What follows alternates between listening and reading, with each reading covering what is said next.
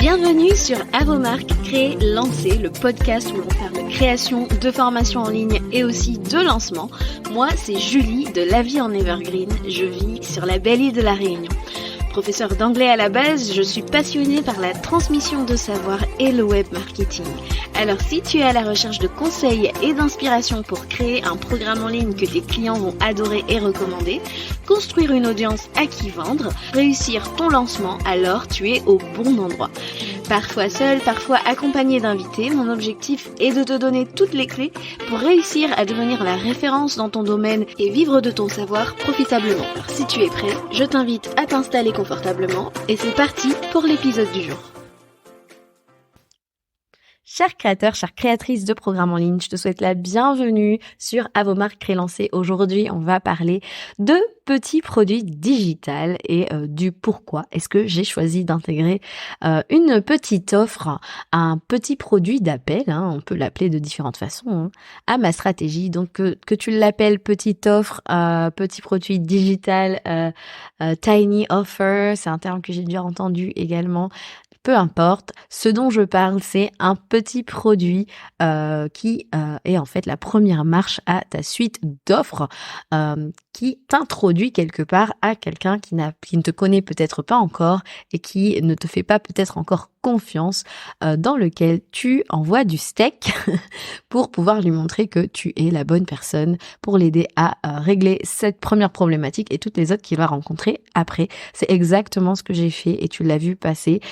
J'ai sorti, c'était fin juillet, mon rétro-planning de lancement, Launch Plan with Me. J'en ai beaucoup parlé sur le podcast, sur Instagram, sur ma liste email, etc. Donc si tu me suis, tu as sûrement entendu parler de ça, ou alors si tu m'écoutes, c'est que tu viens de me rejoindre récemment grâce à Launch Plan with Me. En tout cas, je suis ravie de l'accueil que ce produit a eu. Alors, je t'explique un petit peu, cet épisode n'est absolument pas scripté. Je sais que je voulais en parler avant que tout s'envole et je le fais un petit peu pour moi, je l'avoue, pour documenter un petit peu l'évolution de ce produit, mais aussi pour vous donner une source d'inspiration par rapport à ce que j'ai fait moi dans mon business. Donc c'est un épisode un peu backstage, behind the scenes. Ça fait un moment que j'en avais pas fait et je me suis dit avec Launch Plan with Me, ça sera le moment idéal pour le faire. Donc Launch Plan with Me, il faut savoir que c'est quelque chose que j'ai énormément procrastiné. J'avais l'idée de sortir un petit produit comme ça depuis septembre dernier. Et quand je réfléchis, je me dis waouh Julie, ça fait déjà presque 1 an et t'es pas passée à l'action là-dessus, je l'avoue. Il y avait plusieurs choses qui m'ont freinée. Bon, évidemment, tu le sais que fin de l'année dernière, j'ai déménagé, entre juillet et octobre, j'ai déménagé 2 fois l'année dernière. Donc suite à ça, j'ai eu plusieurs échéances niveau business, tu vois. J'ai eu des clientes qui ont lancé, j'ai moi-même lancé, j'ai eu mon épuisement en début d'année et franchement, je n'avais plus aucune énergie. À la base, c'était prévu il me semble que c'était prévu pour avril au départ. C'était prévu pour avril de cette année que je m'y mette vraiment, etc. Mais comme tu le sais, j'ai vécu cette grosse phase d'épuisement et je ne pouvais plus rien faire et j'ai été obligée de mettre pause sur la création de ce petit produit en fait.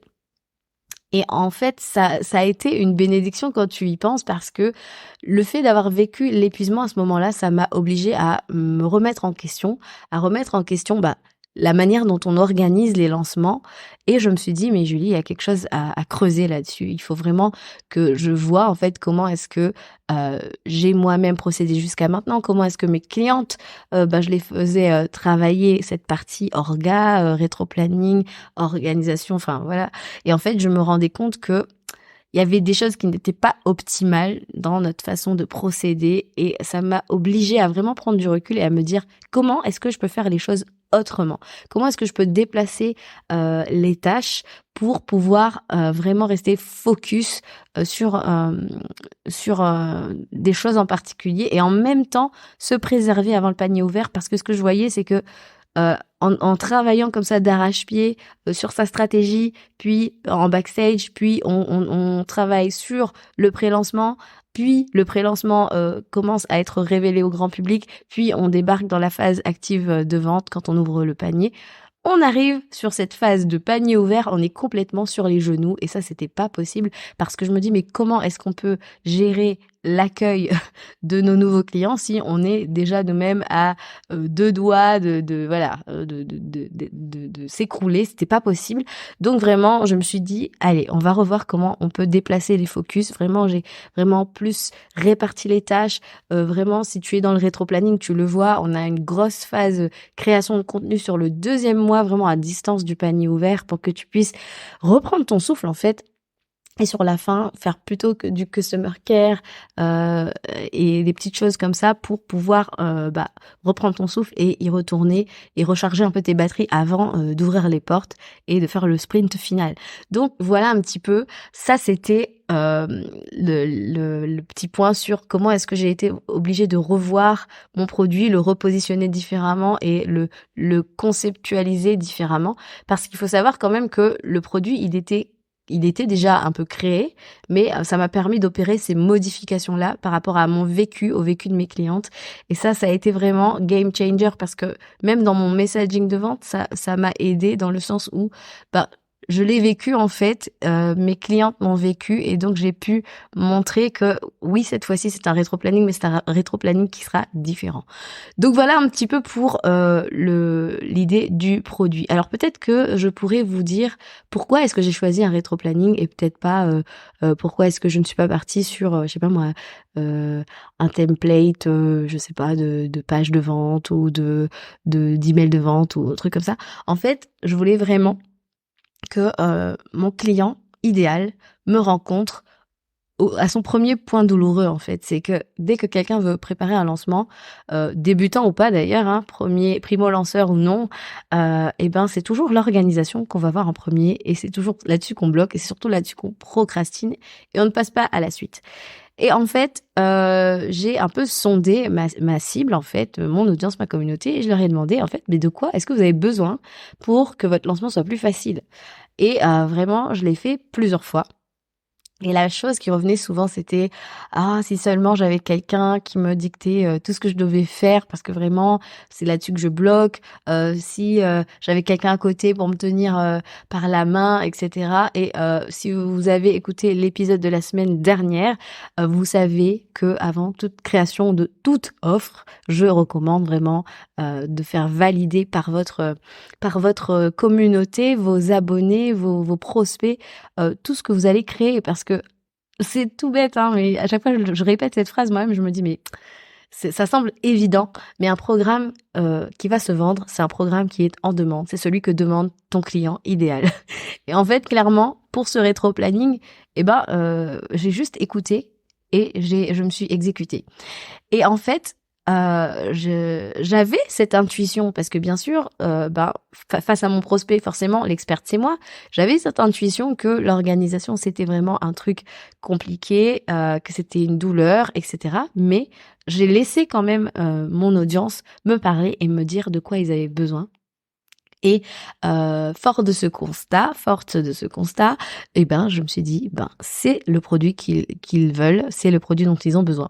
Je t'avoue que j'ai eu quelques problèmes au niveau mindset, au niveau du pricing, parce que si tu le sais, un petit produit digital, un petit produit d'appel, c'est quelque chose qui doit être un no-brainer pour ta cible. Qu'est-ce que c'est qu'un no-brainer? C'est un truc qui te demande pas une réflexion intense parce que c'est quand même un investissement, donc on va pas y aller sans se dire je prends un gros risque, je mets entre guillemets mes finances en entre gros guillemets danger parce que c'est quand même un gros investissement. Non, c'est un produit low ticket, low cost, d'accord, qui coûte peu entre guillemets d'argent. On est en dessous de la barre des 50 € et franchement c'est une bonne façon de se dire je ne connais pas cette personne mais bon je paye pas grand chose mais au moins je vois qu'est-ce que ça vaut. Et je t'avoue que j'ai eu beaucoup de mal et je pense que ça explique aussi ma procrastination, mais j'ai eu beaucoup de mal à me dire j'y vais, je vends ce rétro-planning à 47 € parce que honnêtement pour moi Launch Plan With Me ne vaut pas 47 euros. Et si tu m'écoutes depuis un moment, tu le sais que je te dis toujours que il faut pricer ta transformation. Moi, je sais aujourd'hui que quelqu'un pourra aller au bout de la planification de son lancement et pourra lancer avec cet outil, et de me dire que je le faisais à 47 euros, eh ben, j'ai eu du mal. Et tu vois, je me dis, je sais que en toute, euh, en toute humilité, hein, franchement, ce petit rétro-planning qu'on voit comme ça, il vaut presque 150 euros de plus, en n'étant pas gourmande, je te dis franchement. Tu vois, j'aurais très bien pu le vendre à 197 euros. En plus, il y a un launch calculator à l'intérieur, donc les gens peuvent calculer leur date de lancement sur la base de la durée de leur pré-lancement par rapport au price point qu'ils choisissent de pratiquer avec leurs produits. Donc, ils sont même guidés un peu sur leur pricing, donc sur la durée du pré-lancement. Donc, c'est quand même des points stratégiques. Tu vois, il y a aussi une masterclass stratégique qui dure assez longtemps. Il y a des templates. Vraiment, franchement, j'ai vraiment mâché le travail. Et c'est vrai que j'ai eu du mal au début à me dire, waouh, Julie, 47 euros, tu te sous-price. Et en fait, quelque part, je me disais, ouais, mais est-ce que je vais dévaloriser mon travail, honnêtement? Plus j'avançais dans la construction de ce produit, plus je me disais, mais Julie, c'est de la folie de vendre ça à 47 euros, c'est pas possible. Mais bon, je me suis dit, écoute Julie, ça fait partie de la stratégie. Le but est d'éblouir, que les gens se disent, waouh, c'est mind blowing en fait, ce que j'ai entre les mains pour 47 euros. I can't believe this. Tu vois, c'était vraiment l'objectif. Et je suis contente parce que c'est vraiment comme ça qu'il a été reçu. Et ce qui s'est passé, en fait, bon, je vais rentrer dans les détails de lancement, etc. dans un instant, mais vraiment le côté, qu'est-ce que ça a changé en fait pour moi. Littéralement, ça a changé déjà ma manière de faire de l'acquisition. Parce que là où avant, je n'aurais eu que un lead magnet à proposer pour que les gens arrivent sur ma liste email, et ben d'un coup, les gens qui arrivaient sur ma liste email, c'était des prospects ultra qualifiés. On est entre nous, hein, pas des touristes, quoi. C'est-à-dire pas des gens qui arrivent comme ça parce qu'ils se disent ah là là, j'ai un lancement, peut-être que j'aimerais lancer, vas-y, on regarde. Là, en fait, c'était des gens qui arrivaient avec un niveau d'engagement différent, qui avaient payé pour s'autoriser à voir en fait ce que vaut mon expertise finalement. Et en fait, ce sont des gens qui, d'un coup, tu as pas le côté sans dire que c'est mauvais ou quoi, mais le côté chit-chat du début, les gens arrivent, ils ont une problématique et directement, le point d'entrée, le point de contact avec toi, c'est pas il est joli ton chien, c'est j'ai un problème, comment est-ce que je peux travailler avec toi? Tu vois, d'un coup, on switchait du chit-chat classique au business talk, hein, aux conversations business. Directement, les gens arrivaient et j'avais vraiment beaucoup plus de demandes d'un coup, en fait, de gens sur mon expertise, sur comment travailler avec toi, comment collaborer avec toi. Et d'un coup, ça m'a un peu réduit toute cette phase où avant de transitionner vers du business talk, on a du chit-chat. Je sais pas comment traduire ça. C'est vraiment, on parle de tout et de rien. Et puis d'un coup, on transitionne vers les conversations business. Là, directement, les gens arrivaient. Ils avaient vu en fait directement la valeur de mon expertise dans ce petit produit et ça leur donnait envie tout de suite d'aller dans le vif du sujet. Et ça, franchement, pour tout entrepreneur du web où on passe énormément de temps à créer du contenu long comme court, qui est là pour le coup beaucoup plus éphémère, mais quand même très chronophage, ça m'a quand même beaucoup plu, disons-le, parce que non seulement j'attirais des clients, mon chiffre d'affaires augmente et j'attire et en fait je construis mon audience avec des gens qui n'ont pas le même degré d'implication et d'engagement et de motivation à continuer quelque part à acheter chez moi parce que là en fait ils ont avancé sur un gros point et ils veulent la suite et surtout ils savent que j'ai ce qu'il faut pour les aider et franchement ça change tout en fait.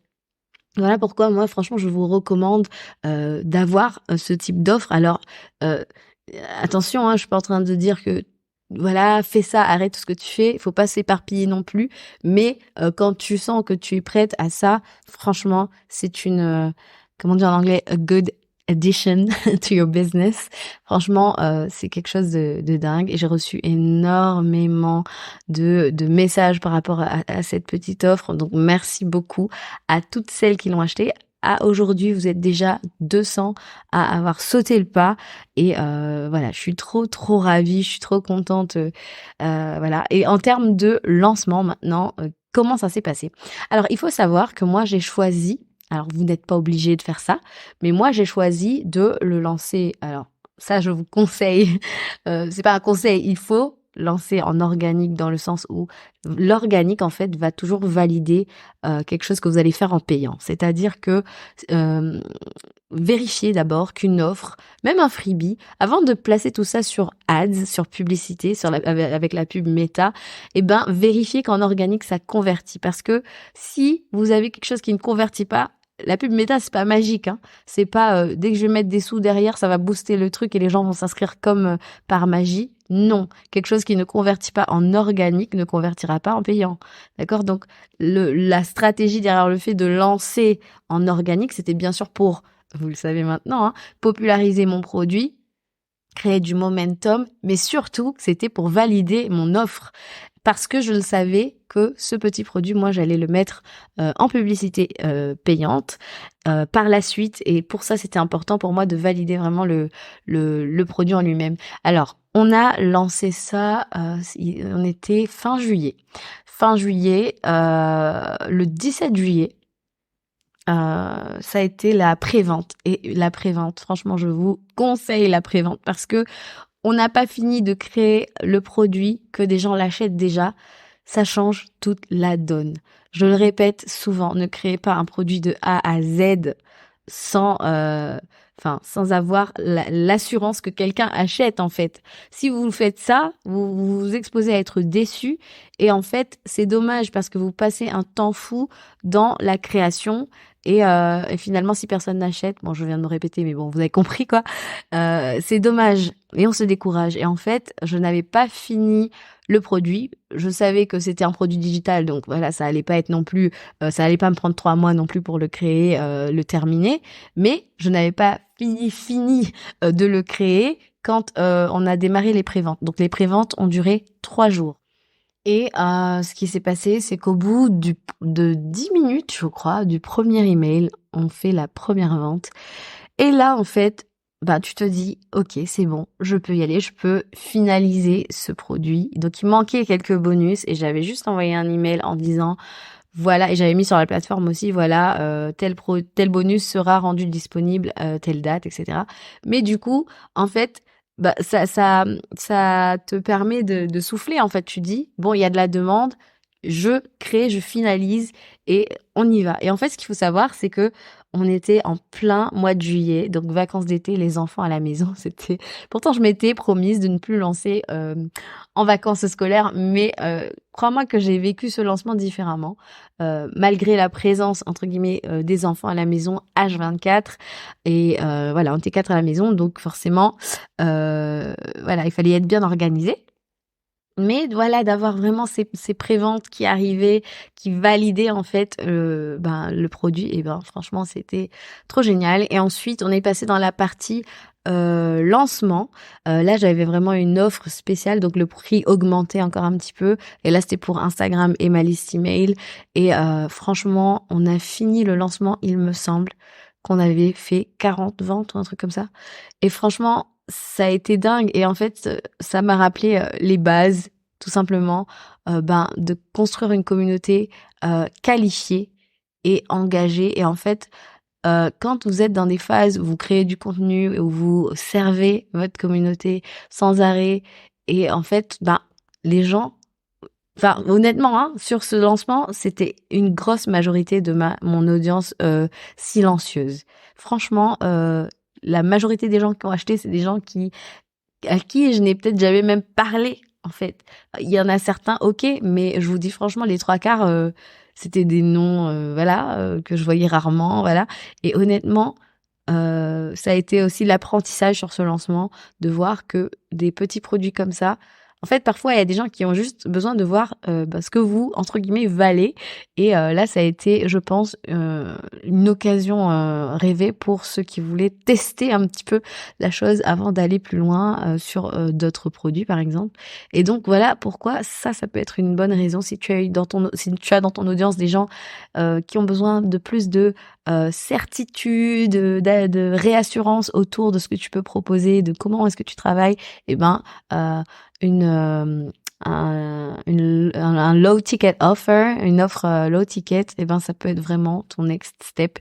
Donc voilà, ensuite on a fermé les portes, donc ça je l'ai dit. Au bout de, alors je ne sais plus, donc c'était du 20 au 27 qu'on a lancé, on a fermé les portes. Et là, en fait, moi, ce que je voulais, c'était vraiment une validation que, là, on était à 37 euros, il me semble, et à 37 euros, de voir si les gens continuaient à acheter avec l'augmentation. Et bien entendu, ça s'est vérifié, donc puisqu'on a fini à 40 ventes. Et je me souviens, alors il faut savoir que je suis à l'île de la Réunion, et à l'île de la Réunion, on a 2 heures de décalage. Et en fait, quand on prépare son lancement, on se dit, allez, 23h59 heure de Paris. Oui, ça fait 2 heures du matin chez moi. Donc, comme j'avais pas moyen de programmer l'heure de la fin de ce code promo pour le prix de lancement, il fallait que je me lève à 2 heures du matin. Et vous me croirez ou non, pendant que j'étais en train de faire le switch off du code promo, il y a encore 2 personnes qui ont acheté, sauf qu'une personne, elle a pas eu le temps de passer à 37 et c'est passé à 47. Mais bon, elle m'a dit que bon, elle sait très bien qu'elle a attendu le dernier moment. Mais enfin, ça a quand même validé que même à 47, ça se vendait.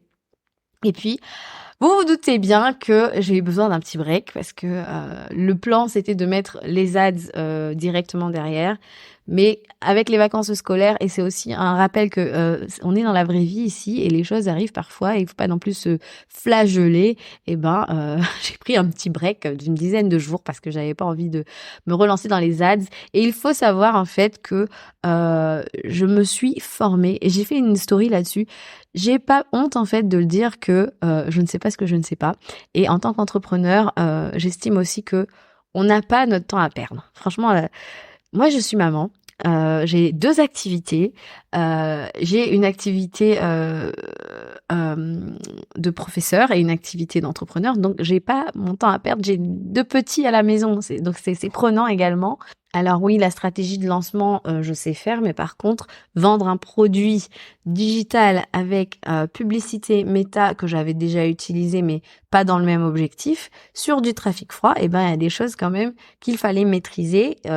Les ads, c'est quand même une usine à gaz. J'avais pas mon temps à perdre. Qu'est-ce que j'ai fait? J'ai investi.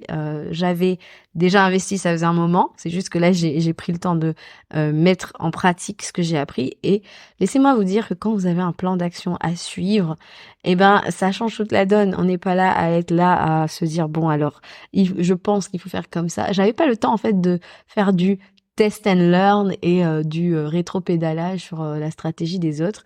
Parce qu'en fait, non, je me serais ramassée et j'avais pas le temps et ni l'envie de me ramasser. Quand je travaille, je travaillais intelligemment. Et bref, tout ça pour vous dire que ce programme, ça a été un lifesaver. J'ai tellement revu des choses qu'on peut penser qu'on maîtrise pourtant parce que c'est pas nouveau pour nous, etc. Mais de voir les choses avec une perspective extérieure et en plus avec quelqu'un de ce niveau qui elle-même, moi c'est très important, moi vous le savez, je me forme chez les plus grands qui eux-mêmes se forment chez les plus grands, c'est important pour moi en fait, même pour me dire que mes clients en fait, une fois qu'ils investissent chez moi, ils ont accès aussi à ce qui se fait de nouveau et qui fonctionne parce que j'aime avoir ce côté où je peux rendre accessible cette nouveauté, ce coup d'avance à mes clients tout simplement. Et moi c'est vraiment très très important pour moi parce que je peux pas dire que je veux que mon contenu soit de très haute qualité si je ne m'actualise pas. C'est quand même quelque chose de... ça fait partie de mes valeurs de faire quelque chose de très qualitatif, de très professionnel. Et pour moi, me former continuellement à ce qui se fait de mieux, à tout ce qui est nouvelles tendances, etc., pour pouvoir l'apporter à mes clients, c'est hyper primordial. Donc, j'investis énormément dans mon auto-formation auprès de coachs, formateurs, entrepreneurs du monde anglophone, hein, que ce soit américain, canadien, australien. Franchement, c'est quelque chose d'important pour moi parce que ce sont quand même des marchés qui sont beaucoup plus en avance, qui ont aussi une plus grande maturité parce que les programmes en ligne, en fait, ont presque, selon le marché, mais plusieurs années d'avance. C'est vrai que l'écart se réduit au fur et à mesure, mais il y a plein de choses qui sont riches d'enseignements et bien évidemment, ayant accès à ces cultures-là, par rapport à mon background et l'anglais, et bien évidemment étant française, et ben je sais aussi qu'il y a des choses qu'on va devoir adapter, et c'est un peu, j'estime être un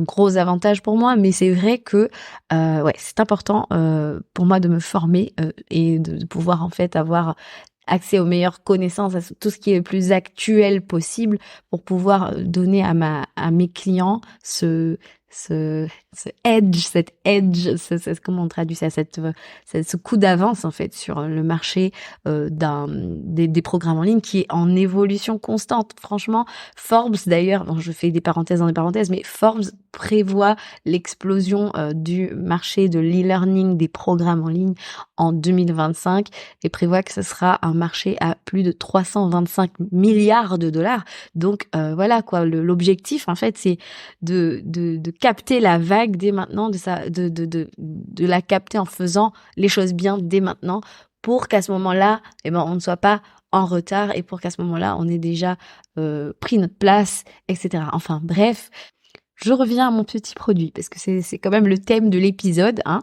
Donc je me suis formée à la vente de petits produits digitaux, low ticket, avec la publicité Facebook, donc sur un trafic froid, trafic de prospects qui ne nous connaît pas, donc vraiment une autre manière de voir les choses, mais tellement, tellement intéressante. Franchement, j'ai adoré. Et à aujourd'hui, je l'ai peut-être dit au début de l'épisode, on est déjà 200 personnes à l'intérieur de Launch Plan With Me.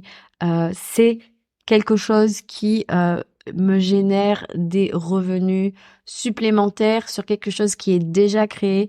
Et là où j'ai vraiment ressenti, alors on le sait, hein, mais là où j'ai vraiment ressenti la différence par rapport à un lancement classique, c'est vraiment que euh, ça a explosé et ça a explosé pendant les vacances scolaires. C'est-à-dire qu'on était à la maison et les gens achetaient et les gens rentraient dans le programme, le petit produit. Et c'est arrivé à des moments où on était à la plage, c'est arrivé à des moments où j'étais chez le médecin avec ma fille, c'est arrivé à des moments où on lit une histoire avant de dormir, et c'est arrivé tellement de fois en enlevant le mode avion le matin, et on se réveille avec des ventes qui ont eu lieu dans la nuit.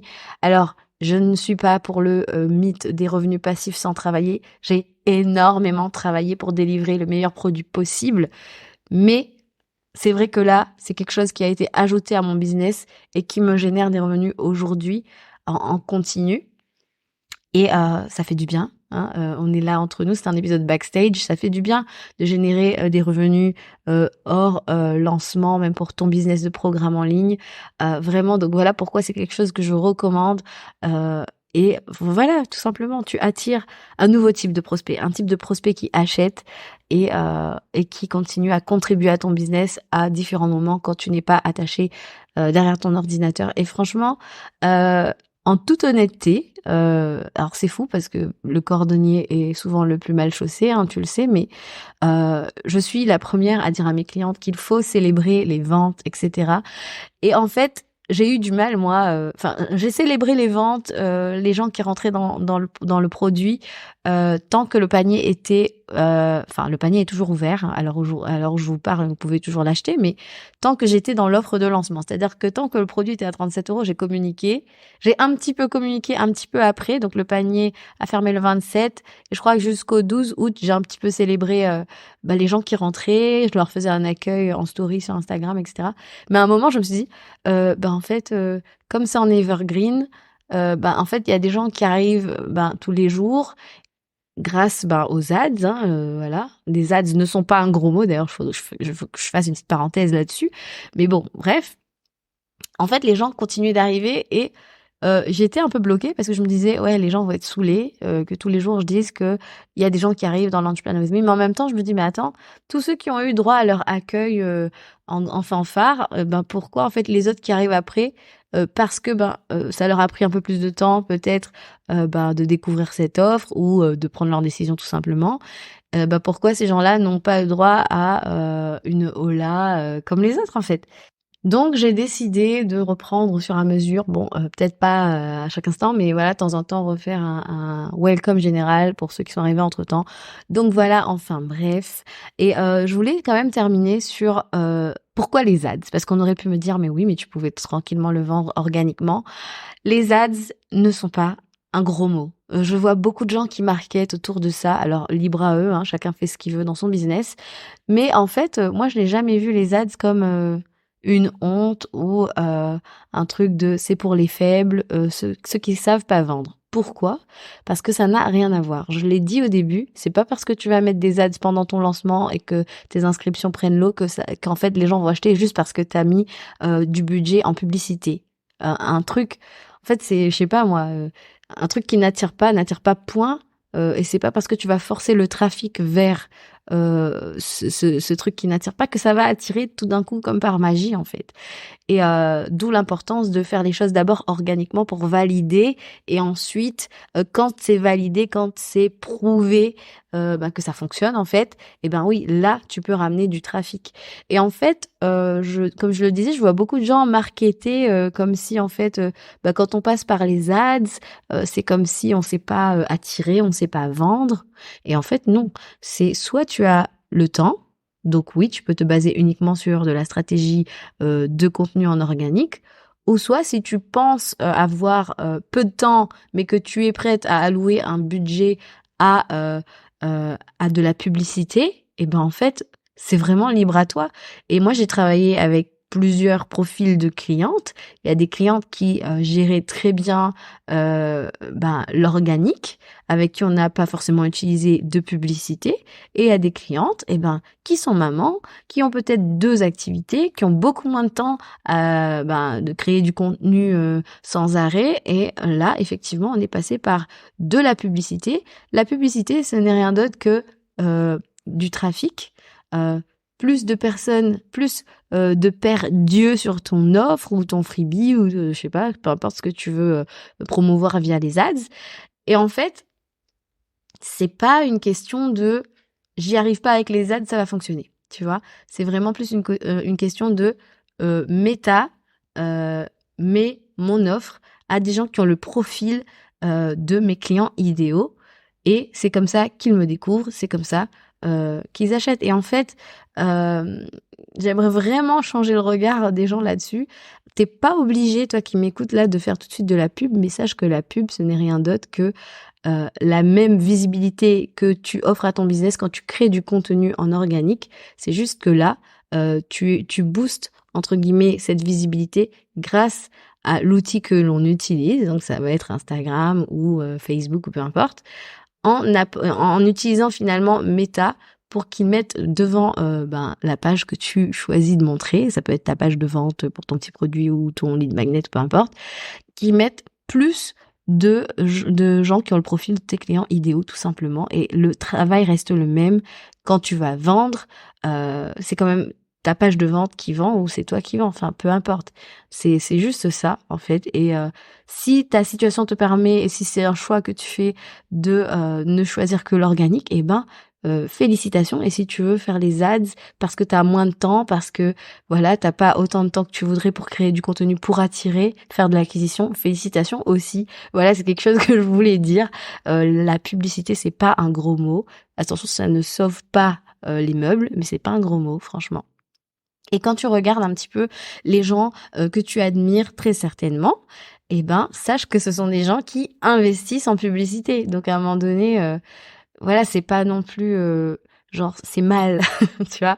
Enfin bref, je voulais quand même faire cette parenthèse sur la publicité. Moi, c'est la stratégie que j'ai choisie parce que tu connais, hein, j'ai parlé un petit peu de mon lifestyle tout à l'heure, ça me correspond à aujourd'hui, je peux comprendre que ça ne corresponde pas à tout le monde et c'est OK aussi.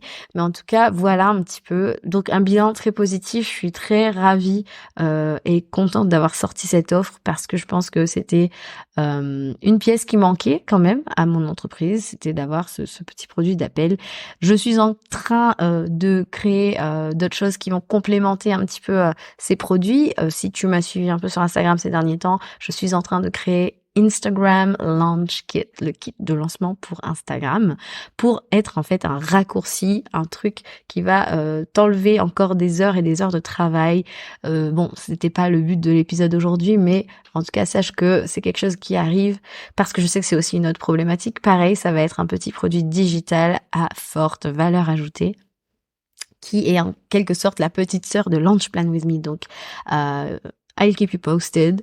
J'espère que cet épisode t'a plu. Il n'était pas scripté, donc je suis vraiment désolée si c'est parti un petit peu dans tous les sens. Voilà, en tout cas, si tu hésites à lancer ton petit produit d'appel, j'espère que cet épisode t'aura aidé à prendre ta décision. Honnêtement, c'est quelque chose qui fait du bien de vendre hors lancement. C'est quelque chose aussi qui est ouvert toute l'année. Donc là, c'est un petit produit en evergreen. Et à l'heure où je te parle, ce petit produit m'a rapporté, on approche des 9000 €, je crois. Ce qui est quand même dingue parce qu'on a commencé la publicité au début du mois d'août et à l'heure où j'enregistre cet épisode, on est mi-septembre. Alors oui, il y a eu un coût de publicité. Là, je crois qu'on est à un petit peu moins de 2500, je crois qu'on est à 2400 et quelques en budget pub, mais franchement, le retour sur investissement est très intéressant. Et j'interromps le montage que je fais un mois plus tard puisqu'on est le 27 octobre à l'heure où je monte l'épisode et je voulais juste te donner une petite update. Launch Plan With Me a franchi les 15 000 € de vente il y a 2 jours, si je ne me trompe pas, donc le 25 octobre. Et donc, nous avons célébré ce milestone. En tout cas, c'est quand même un truc qui est super agréable de voir qu'un produit continue à trouver son marché. Et en tout cas, il n'y a pas de secret, en fait. Moi, je savais que c'était le besoin le plus urgent de ma cible et je lui ai donné ce dont elle avait besoin. Et surtout, ce qui a été quand même souvent souligné, c'est que les gens sont assez bluffés de ce qu'il y a à l'intérieur. Donc, on est vraiment dans une logique d'over delivery. Donc, si tu penses à faire un petit programme, alors je ne te demande pas de cannibaliser tout ton framework, toute ta méthodologie propriétaire, mais vraiment essaie de voir quel est le besoin le plus urgent de ta cible parce que c'est celui qui est aussi le plus douloureux. Et moi, dans le cadre des lancements, c'était forcément l'organisation, comment je m'y prends, quelles sont les étapes. Et donc, ça a été vraiment, ça a été un produit winner, comme on le dirait en e-commerce. Donc, voilà un petit peu pour l'update. Je te rends à l'épisode. Et c'est surtout, en fait, la lifetime value qu'il faut voir, en fait, de chaque personne qui arrive dans mon univers. C'est que ce sont des gens qui seront amenés à racheter chez moi et rien que ça, en fait, c'est quand même un truc de dingue. Donc voilà. J'espère que ce petit bilan, transparent, chiffré, backstage business, t'a aidé. Si c'est quelque chose qui t'a plu, n'hésite pas à venir me le dire sur Instagram en DM. Ça me ferait très plaisir d'avoir ton feedback là-dessus. Et voilà, je te souhaite une bonne continuation et je te dis à très bientôt pour un nouvel épisode. Ciao, ciao!